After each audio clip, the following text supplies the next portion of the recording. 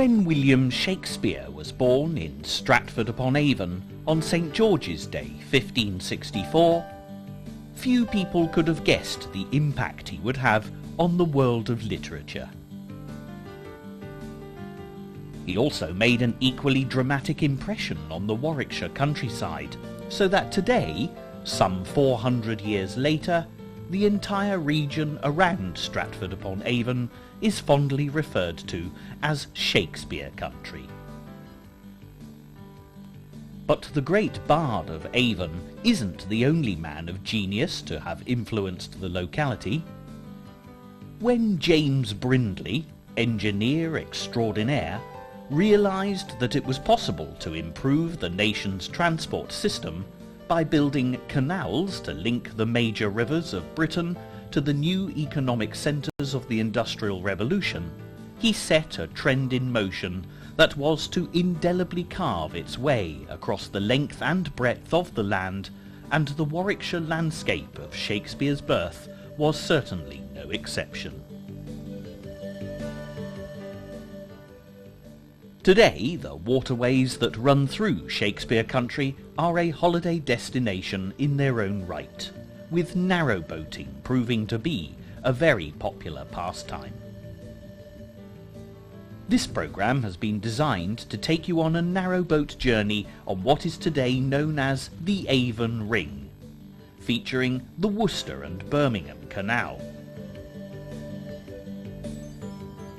the Stratford Canal,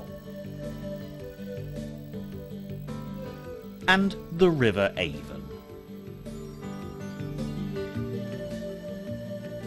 To complete the circuit, you do need to travel some distance on the River Severn, but because this part of the trip takes you out of Shakespeare country for a short while, we'll not actually be showing it.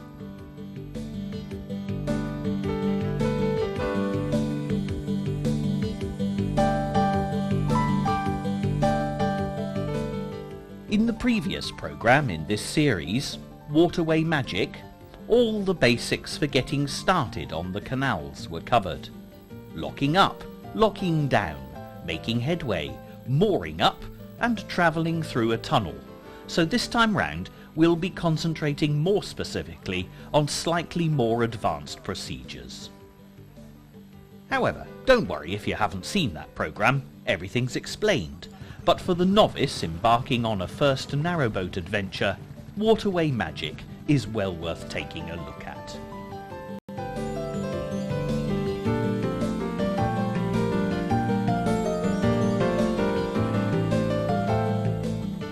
At the end of the journey featured in Waterway Magic, we reached the winding hole at Stoke Prior on the Worcester and Birmingham Canal, just before the magnificent Tardybig Flight of Locks, one of the finest challenges to be found today on Britain's inland waterways.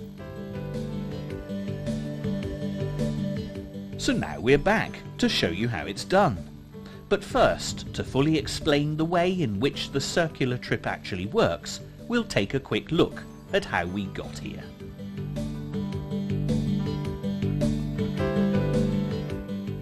This is the Viking Afloat hire base in the centre of the beautiful cathedral city of Worcester, where our craft for the week, Helga, is being picked up. Many people arrive at Worcester by narrowboat from the wide-flowing River Severn, travelling through the city centre on the Worcester-Birmingham Canal, but it's also an ideal spot to start the Avon Ring from.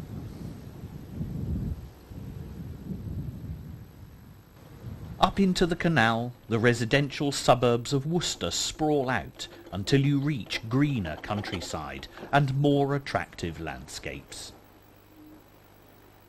The Astward Flight of Locks is certainly most picturesque and is a great place to moor up in order to gather your strength before tackling the Tardebigge flight.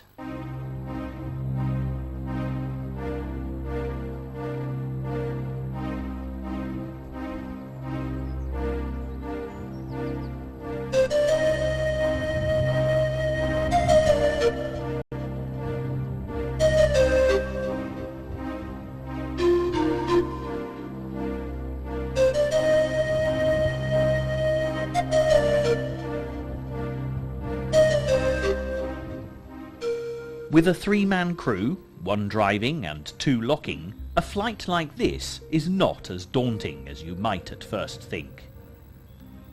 If you count the 6 neighbouring locks between Stoke Prior and Tardebigge Bottom Lock as well, you need to go through 36 locks to travel a distance of just 4 miles.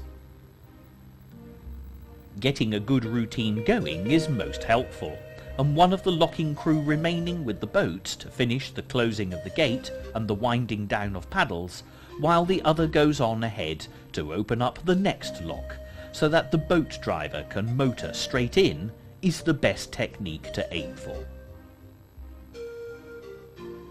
Fortunately, narrowboating is a fairly sociable business, and it's unlikely that you'll be the only boat in the flight. When you meet people coming in the opposite direction, you can leave gates open for them, and vice versa. And of course, working your boats with a straight exchange of water is the quickest way to go.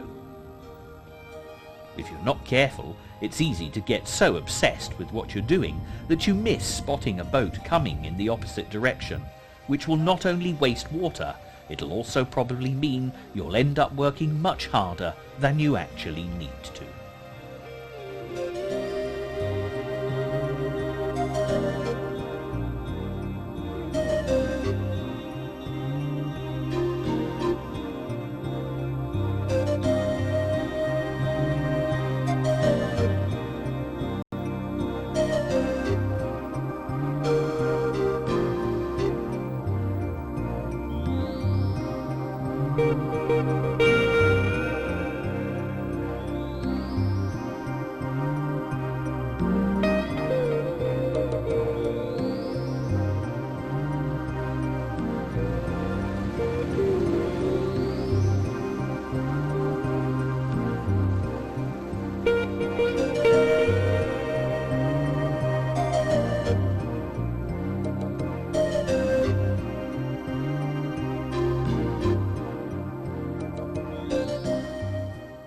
As you make your way up the steep flight of locks, the view all around grows more spectacular as your vantage point inclines.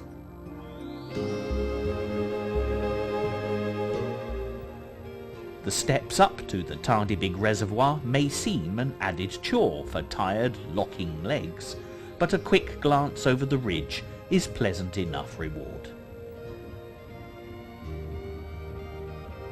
When work on the Worcester and Birmingham Canal was started in the early 1790s, there were many obstacles to overcome, not least the hill from Tardebigge Wharf to Stoke Prior that the Tardebigge flight covers today. At first, a system of boat lifts was proposed, but the canal company was decidedly unsure about the idea and experimented with just one at the top of the flight. But as this proved unsatisfactory, the locks were built instead, and by 1815 the canal was complete.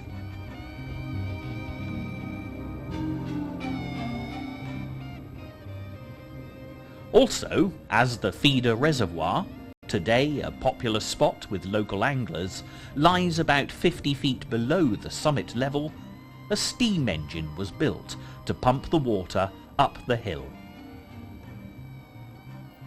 The engine house still stands today at the penultimate lock in the flight, and has been converted into a very pleasant pub, where weary boat crews can enjoy not only a well-earned drink, but good food is on offer as well. However, there's something rather defeatist about stopping short of the end of the flight. The momentum that's driven you so far needs to be satisfied by the much anticipated Tardybig Top Lock sign coming into view.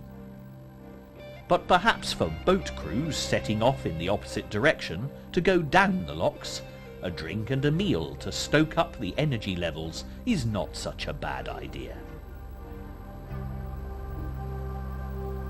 Tardybig Top Lock is one of the deepest narrow locks in the country, because it was the experimental boat lift that was abandoned so many years ago. Measuring to a depth of 14 feet, the lock gates alone are pretty impressive, and as you wait for it to fill to finally complete the Tardybig flight, there's plenty of time to reflect on the last few hours' work. It's only now that you can stop for breath, and many narrowboats will moor up for a brief respite. Ironically, this is the exact spot where Tom Rolt and Robert Aikman, the founding fathers of the Inland Waterways Association, met in 1945, bringing that most worthy of enterprises into being.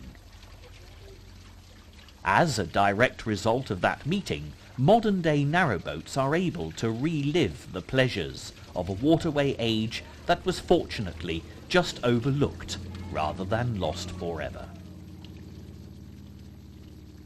Tardybig Church, an elegant 18th century construction, has a delicate spire that really does stand at the summit of the hill, and at this point in time, having successfully got here, it both literally and metaphorically feels like the top of the world. You know as you shut the last lock gate on the Tardybig flight, you've achieved something memorable, and as you head off into the Tardybig tunnel, you just know that the next narrowboaters you meet along the way are going to hear all about your exploits in the Tardybig flight. It'll be a story to tell at the lockside for the rest of the trip.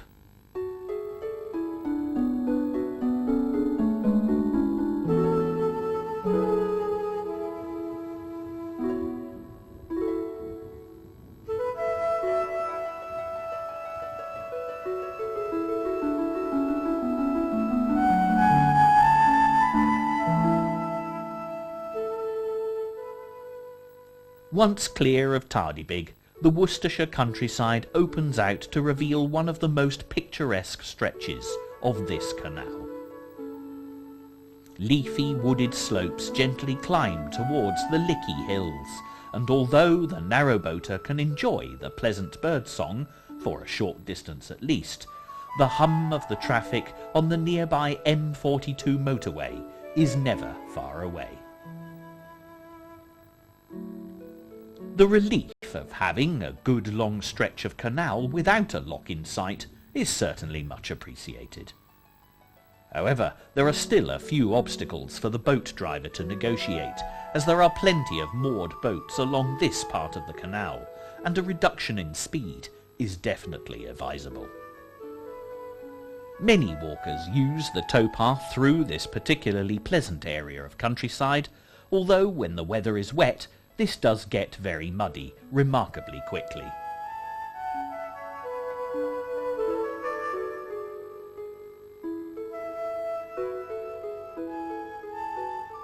After a period of good steady progress, the entrance to King's Norton Tunnel appears before you. The tunnel is also known as Wast or West Hill, but whatever name you choose to give it, nothing alters the fact that at 2,726 yards in length, this is one of the longest canal tunnels in Great Britain. You have to be prepared for a long, cautious drive through the darkness, as it'll take at least half an hour before you reach the other end.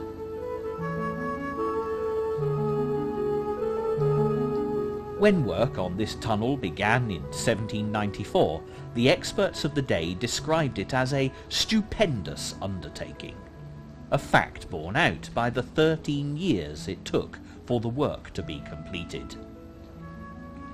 Even when boats could travel through from 1807 onwards, it was no easy task. Like nearly all the tunnels on the Worcester and Birmingham Canal, there's no towpath, which meant that the entire 2,726 yards had to be legged. Legging required a great deal of strength. The boatmen had to lie on their backs on boards that extended out to allow them to reach the walls of the tunnel with their feet, so that they could literally walk the boat through. The steady chug of today's modern engine is extremely comforting when you stop and think how this journey would once have been made.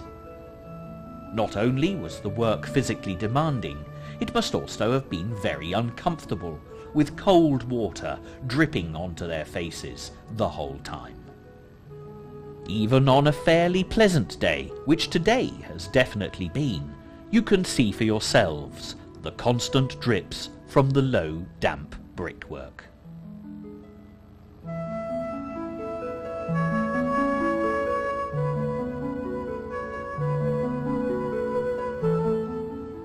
Things did improve for the boatmen after 1870, when steam tugs were employed to pull trains of narrowboats through the tunnel, and the practice was continued until the use of this canal went into decline in the early 1900s.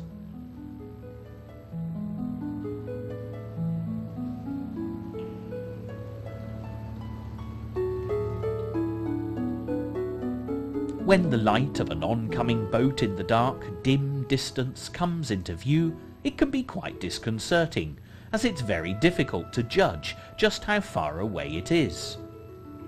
So long as everyone slows down and pays attention, the passing of boats shouldn't be a problem, because despite the seeming claustrophobic narrowness of the tunnel, there's in fact more than enough space for two boats to pass each other.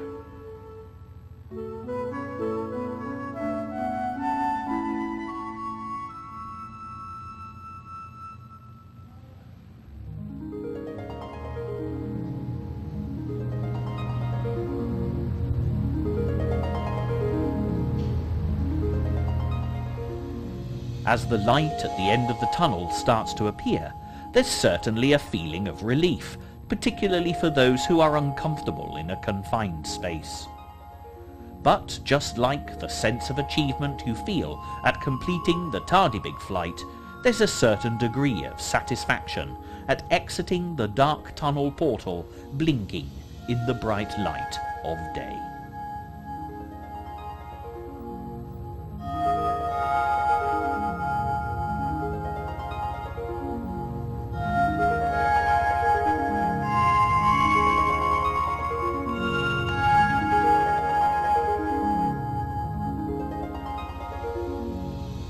There's a distinct change in the countryside when you pull out of the tunnel.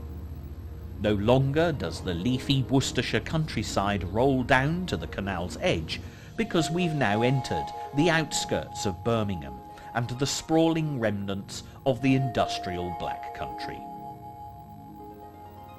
The ridge of hills that the King's Norton Tunnel cuts into is a significant geographical boundary, and the next stretch of our journey is one that we'll choose not to linger over. From the point of view of the narrowboating holidaymaker, part of the joy of the canal experience is being able to stop and moor up wherever the fancy takes you. Sadly, in a modern world, urban areas like this, despite the canal's still attractive appearance, are best treated with caution when it comes to overnight moorings or leaving the boat unattended.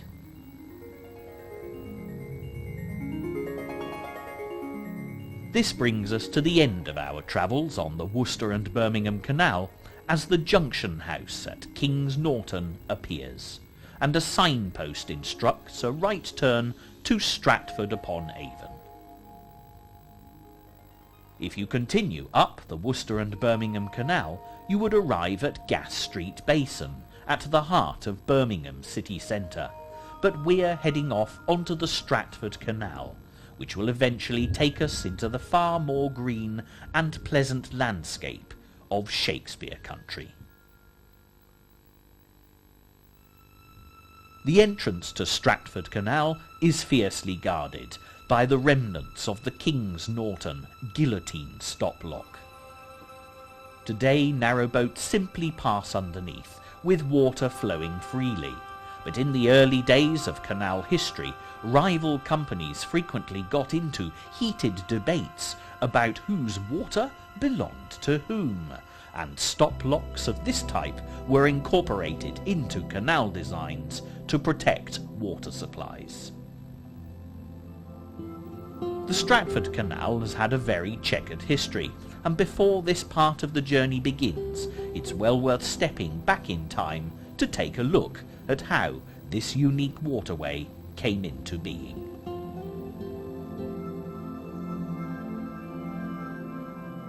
For the industrial Midlands, and Birmingham in particular, the opening of canals, such as the Oxford and the Coventry, was vitally important from 1790 onwards, providing transport routes to London, with the Trent and Mersey Canal offering routes northwards. Proposals were in place for further canals, but for the shrewd business folk of Stratford-upon-Avon, the fact that the closest route would only come within 8 miles of the town was worrying.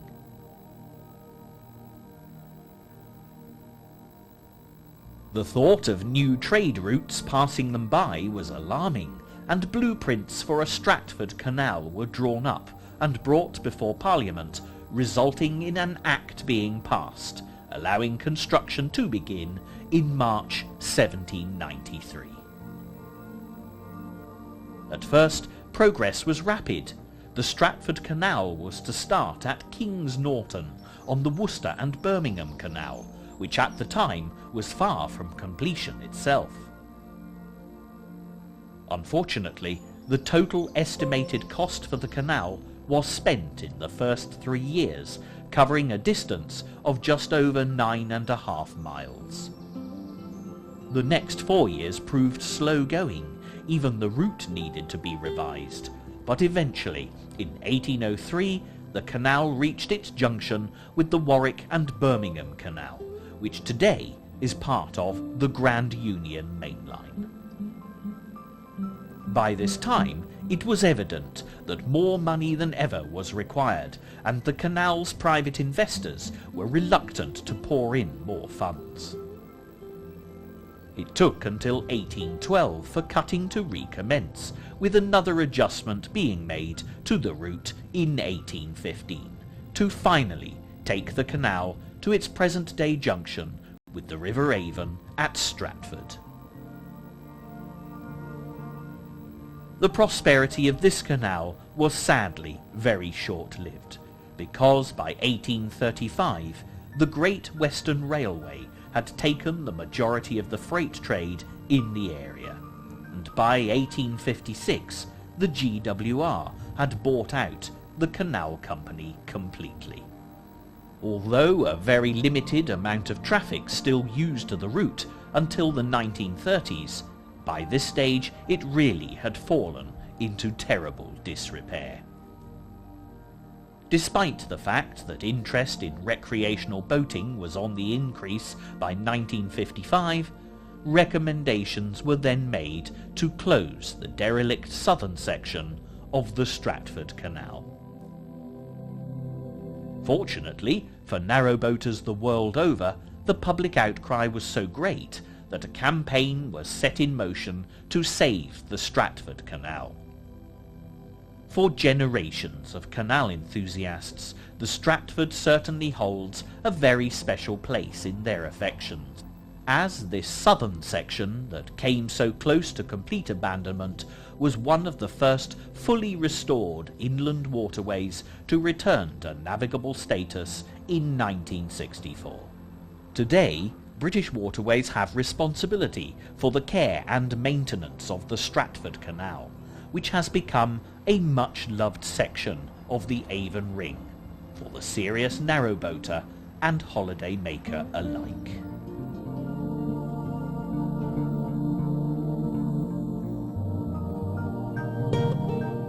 Once the sprawling housing estates have been left behind, the Stratford Canal opens out in charming and picturesque style.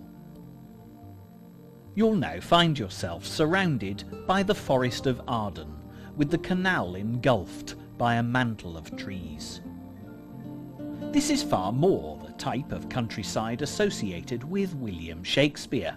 In fact, the Forest of Arden was the idyllic, rustic setting for the fairy frolics of Oberon, Bottom, and Titania in his play A Midsummer Night's Dream. As attractive as this part of the canal journey is today, there was a time in the more recent past when this woodland was a lot denser. In the 1970s, the landscape of Shakespeare country, like much of southern Britain, was subjected to the ravages of Dutch elm disease. With a prolific distribution of elms, Warwickshire and the Vale of Evesham suffered terrible losses.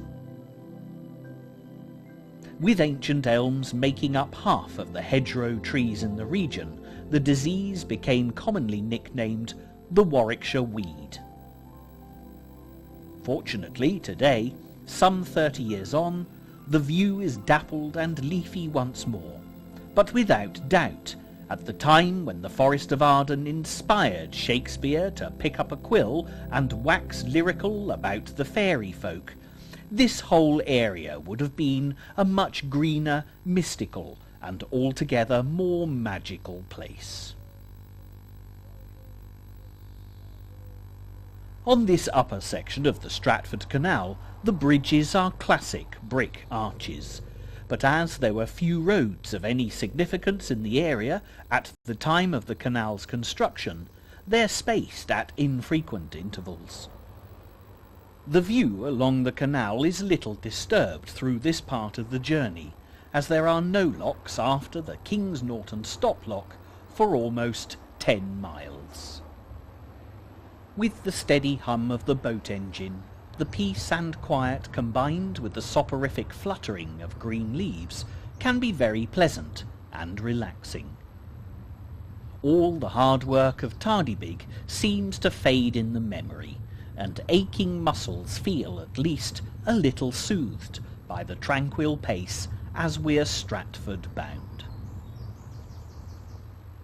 This is a great stretch of canal to take a well-earned break, as you can moor up in the most delightful of surroundings and leave the water to visit some of the land-based attractions to be found in the heart of Shakespeare country. The canal doesn't have a monopoly on preserved history, as you'll see if you wander into some of the lovely villages that this region is famous for. This old mill is classically beautiful and paints an archetypical view of old England. But unlike so many similar historic buildings, this ancient treasure has not been turned into a highly desirable country residence. Step inside and you really will be transported back in time, with sights, sounds and smells that are quite incredible. This working flour mill has been producing its wares in the same way for centuries, and a look around the dusty machinery will reveal the intricacies of an age-old craft.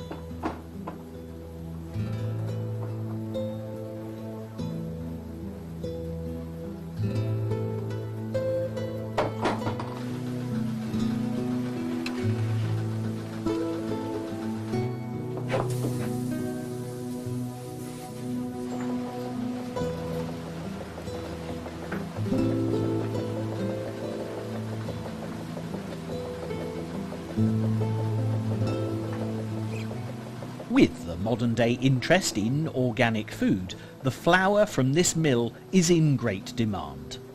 Anyone who comes here will quickly see for themselves that this flour is completely uncontaminated by preservatives, and the food value is significant, as the entire goodness of the wheat remains in the finished product.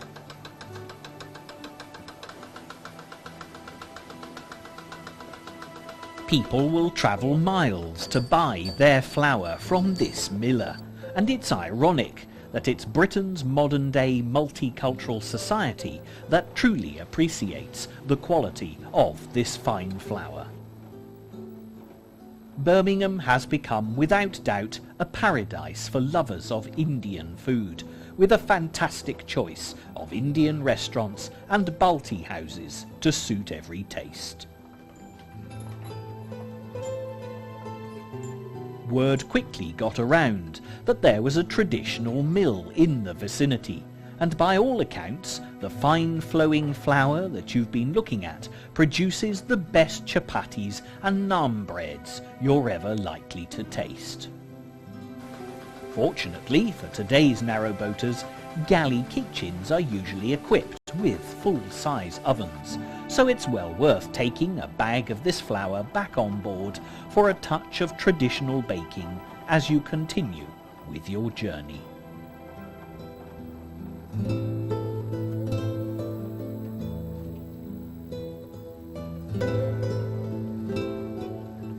The next feature of note is the Lapworth Flight, which is where the 55 narrow locks down into Stratford begin. The Lapworth Flight doesn't get going in earnest immediately, as the first 4 locks are pleasantly spaced, followed by a half-mile breathing space.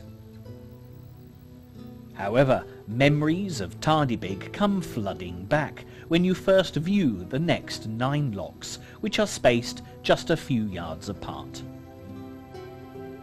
This classic image illustrates perfectly all that is special about narrowboating in the heart of Shakespeare country. It's also a fine tribute to all those people who worked with such dedication to restore the Stratford Canal to its former glory. For narrowboat drivers, these locks with their short intervening pounds can be quite a challenge if other boats are coming in the opposite direction, and here, more than anywhere, a degree of friendly, tolerant cooperation will benefit everyone.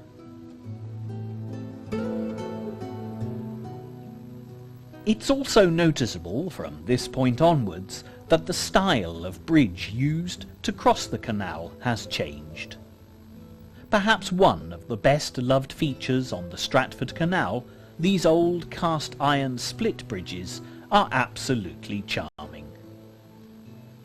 Built in 2 angled halves, there's a 1-inch gap in the middle of the bridge. It's quite a puzzle when you first see these bridges, and many a modern narrowboater has stopped to ponder the presence of such a feature. Think back to the early days of the canals, and you'll have your answer. The split in the bridge was cleverly designed so that the rope attaching the towing horse need not be disconnected as the obstacle was negotiated, thus saving time and energy.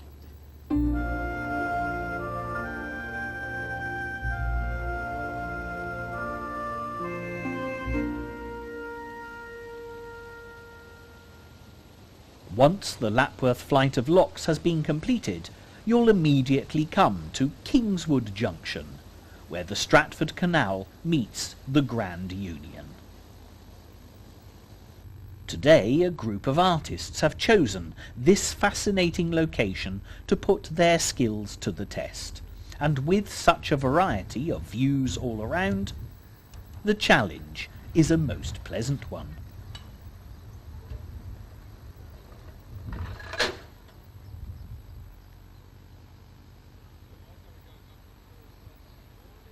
Beyond Kingswood Junction, the Stratford Canal continues southward, locking steadily downward. This part of the journey is truly to be cherished, and as the locks have single gates with small paddles making them slow to fill and empty, you'll have plenty of time to appreciate your surroundings.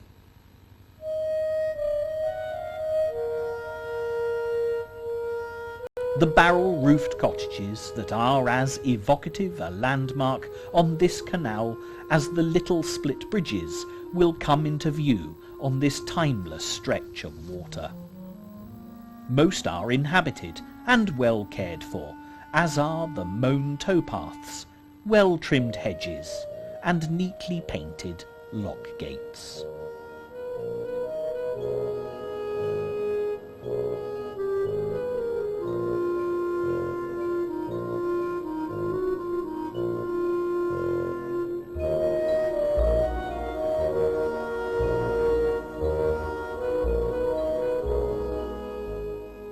The canal passes through very pretty wooded country, and there are few main roads to interrupt the tranquillity of the scene.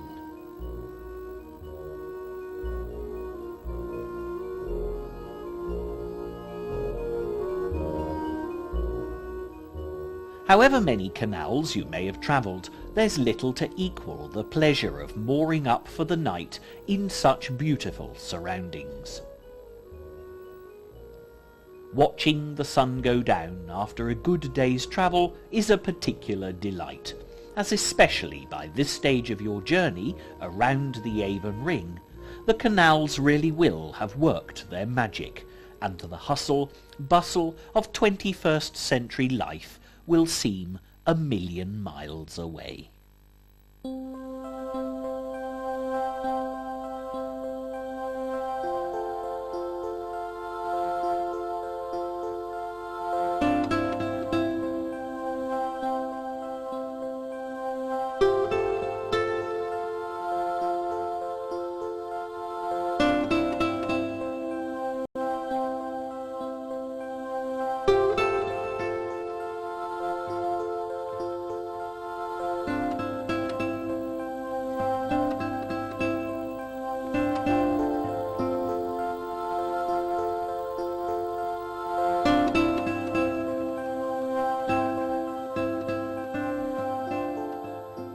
Even if the idea of getting up with the sun might not necessarily seem in keeping with the idea of a relaxing narrowboat holiday, it's well worth doing, if only once, during your trip. The peaceful, misty morning light throws a whole new perspective on the sleepy countryside, and it would be easy to believe that entire centuries of history had never actually happened. But with the prospect of another day ahead, an early start is most advantageous, because from this point, just north of the busy scattered village of Wootton Wowan, we've every chance of arriving in Stratford-upon-Avon by tea time. Whilst travelling the Stratford Canal, you'll encounter 3 iron aqueducts, the longest of which, the Edstone, or the Bearley as it's sometimes known, measures 200 yards. This dramatic feat of engineering is the Stratford's most complex construction, raised 28 feet above the Warwickshire countryside. The view for the narrowboater is quite unique, particularly as the rest of the world rushes by at full speed beneath you. Not only is there a road and a river tributary, there are also the twin tracks of the Birmingham and North Warwickshire Railway, with Centro's green Sprinter trains carrying passengers to and from Stratford at regular intervals.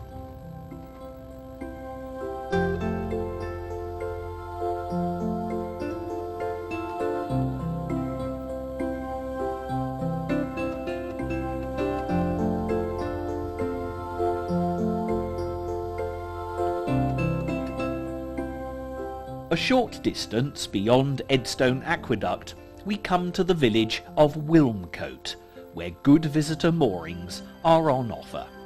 For the narrowboater with an interest in Shakespeare, a stop here is an absolute must, as just a matter of yards from the canal stands Mary Arden's house, the girlhood home of William Shakespeare's mother. This classic black and white timbered farmhouse with traditional cottage gardens is famous the world over as Mary Arden's house, but in point of fact, more recent research suggests that the renowned matron actually lived in this neighbouring cottage. Whatever the case may or may not be, it's well worth paying a visit, as the site today also incorporates the Shakespeare Countryside Museum, which has many prize-winning exhibits painting an evocative picture of rural life in Shakespeare's day. And so to Stratford, the birthplace of William Shakespeare, but there are still 16 locks ahead of us before we reach our destination. Gradually, as Stratford starts to appear over the horizon, it looks very much like any other modern English skyline. For a first view of Stratford, the canal presents a surprisingly unhistoric and unromantic appearance, and it comes as quite a shock, albeit a pleasant one, when after passing under a dark bridge, the boat suddenly pulls out into the daylight of the lovely Stratford Basin.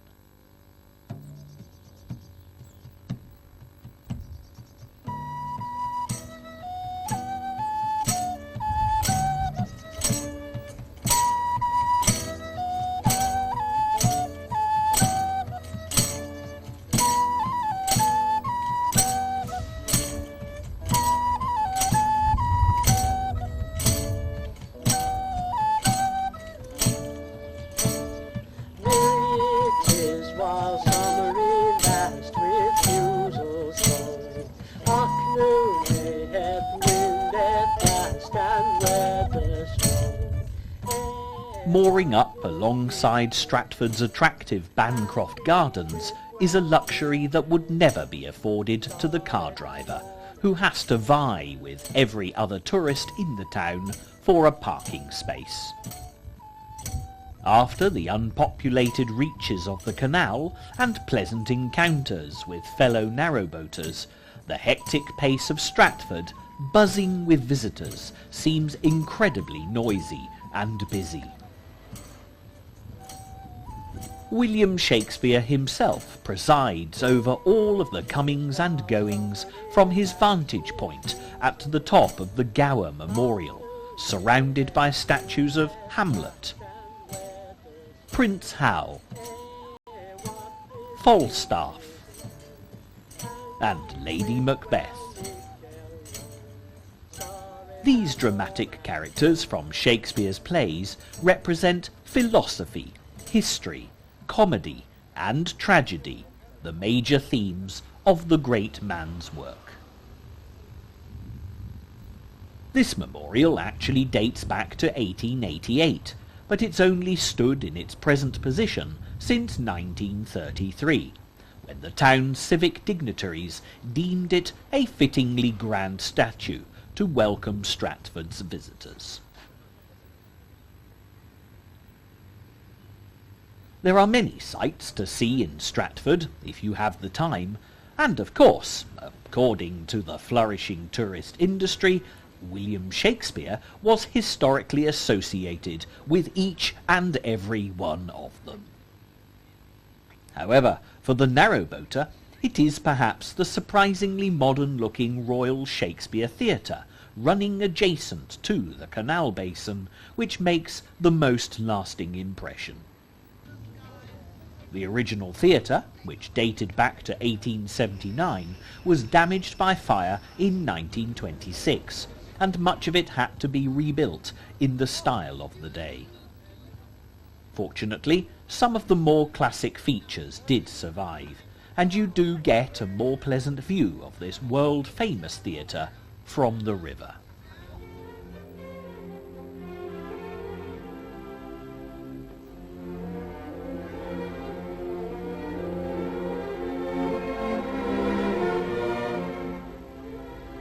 When it comes to leaving Stratford to head off southwards on the River Avon, it takes a cool customer to negotiate the exit lock in perfect style. This is because a narrowboat passing through is guaranteed to draw a crowd, and it can be quite disconcerting to wind paddles, operate lock gates, and steer the boat under the watchful gaze of so many curious tourists. But it's all very good-humoured, with a cosmopolitan mix of nationalities stopping to appreciate the unique spectacle of an English narrowboat set against this most dramatic of historic backdrops. Out on the river, the whole character of narrowboating changes completely. No longer is the driver constrained by the confines of the narrow canal banks, and there are many more varieties of craft happily afloat.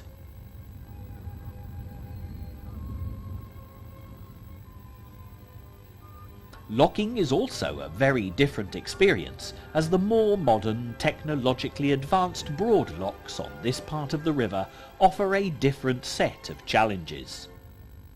With strong currents and lock-side weirs to contend with as well, the narrowboat driver still needs to keep his wits about him.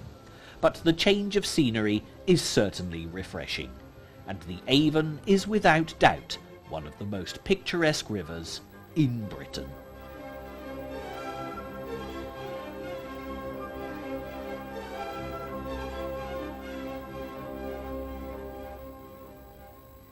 Unfortunately, the happy-go-lucky, more-up-where-you-please attitude that you can enjoy at the canal side doesn't always apply along the riverbank, with many property owners laying vociferous claim to specific stretches of water.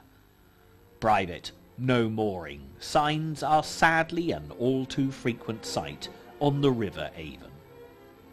Nevertheless, this classic mooring is just a short distance from Stratford's town centre, where the peace and tranquillity of the countryside once again reign supreme, proving that it is possible to find fabulous moorings if you know where to look.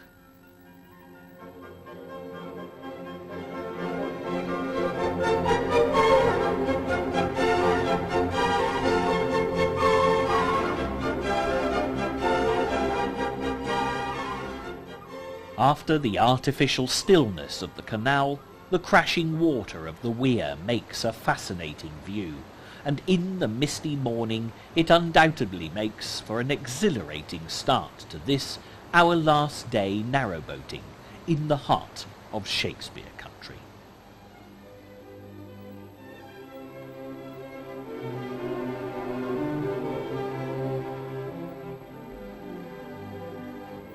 Today our journey down the River Avon is classically peaceful, with little to disturb the charm and rural ambience.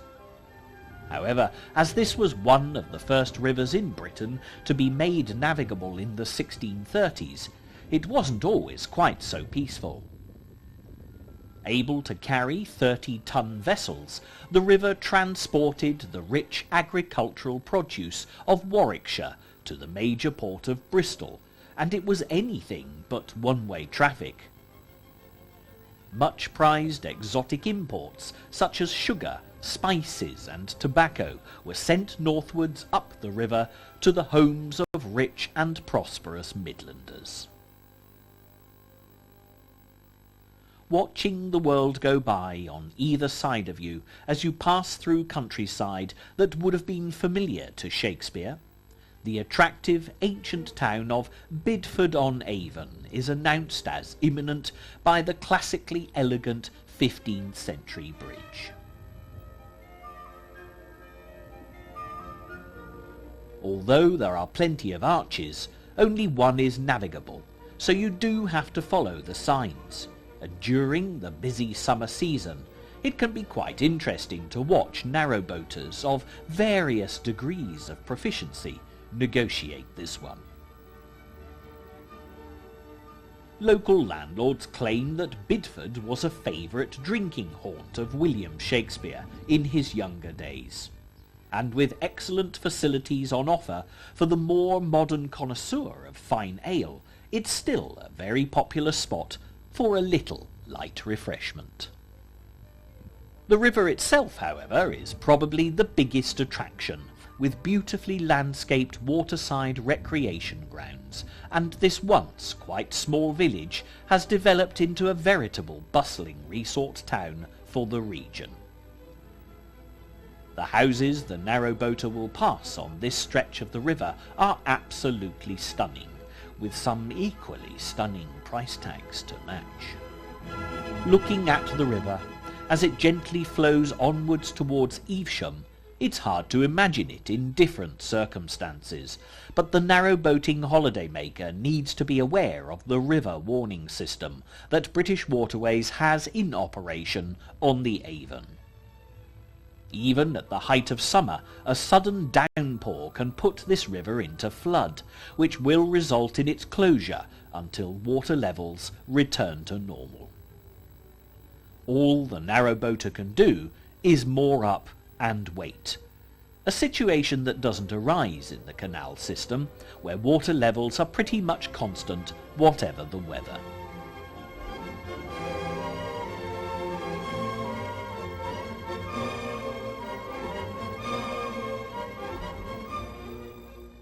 After seeing the fascinating working flour mill earlier in this programme, it's quite a contrast to take a closer look at the derelict ruins of Harvington Mill, which has been disused since the early 1900s.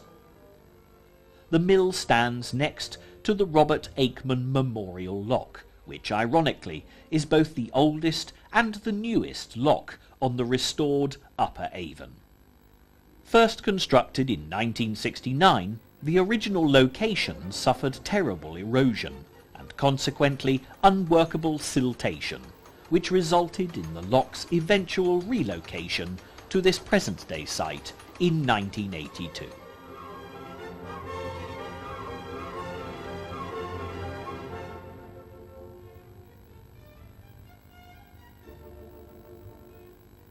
As this narrowboat journey draws to a close, with Evesham, our programme's final destination, stretching out into the distance, we firstly need to pass through Evesham Lock. This is the only manned lock you'll encounter on the Avon in Shakespeare country, so you do need to time your arrival to avoid lunch breaks and closing times. The lockkeeper's house is an amazing 1970s triangular construction built across the chamber of an earlier lock, and it's a far cry from the more usual 19th century lockkeepers' cottages we've seen along the way.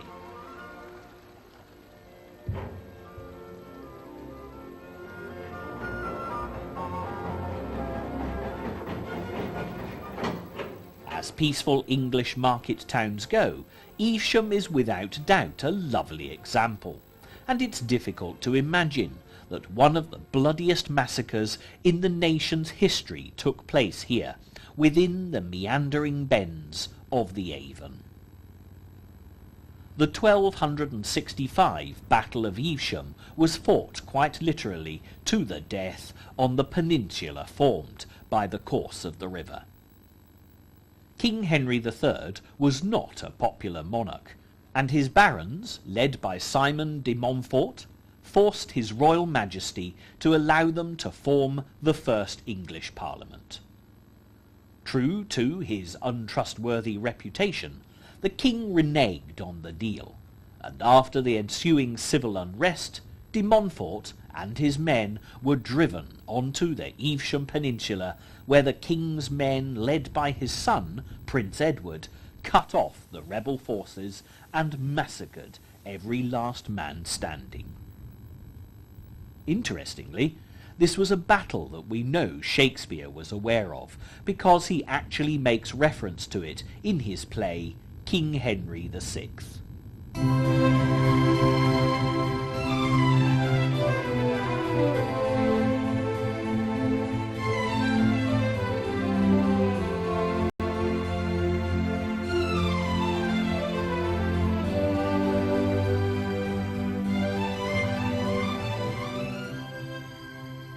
Evesham slips by with a peaceful grace, and the River Avon continues ever seaward towards Pershore and Tewkesbury. From Tewkesbury, the Avon Ring will take us out onto the River Severn with an estimated travel time of 5 hours to return to the Viking Afloat boatyard in Worcester. But for narrowboating through the heart of Shakespeare country, Evesham is where most would agree that the great bard of Avon's influence begins to wane. Returning to the real world, after what's undoubtedly been a real taste of bygone age, will seem very strange, particularly as the distances that we've taken a week to cover by narrowboat will be covered in minutes by road on the journey home. But the memories, forged travelling the Avon Ring through the heart of Shakespeare's country, will never be forgotten, and it won't be too long before the appeal of Britain's inland waterways will set you planning your next narrowboat adventure.